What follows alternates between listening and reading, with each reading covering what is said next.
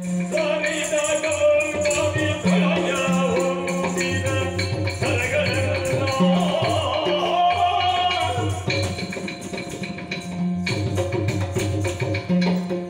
ನಟನದಲ್ಲಿ ಏನುಂಟು ತಿಳಿಯೋಣ ಎನ್ನುವ ಹಾಗೆ ಒಳಹೊತ್ತು ನೋಡಿದಂತಾದ್ರೆ ಸರಿದ ಕಲ್ಪದಿ ಲಯ ಹೊಂದ ತಲೆಗಳನ್ನೆಲ್ಲ ಕಂಡಿದ್ದೇನೆ.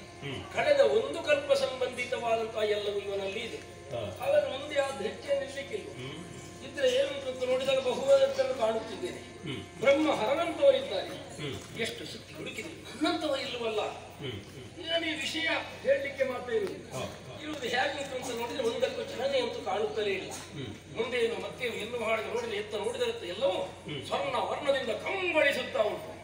ಹಾಗಾದ್ರೆ ಇವನಿಗೆ ಹಾಗೊಂದು ಹೆಸರನ್ನು ಕೊಡಬಹುದು ಎಂಬ ನಿರ್ಣಯವನ್ನು ತಳೆದು ಹೊರಗೆ ಹೋಗುವುದಕ್ಕಾಗಿ ಬಂದ ಪಥವನ್ನು ಅರಸಿಕೊಂಡು ಮೇಲಿದೆ. ತುದಿ ತೋರದ ಸುತ್ತುವಂದೇ ಸಾಲ ಪಥವೇ ಇಲ್ಲ.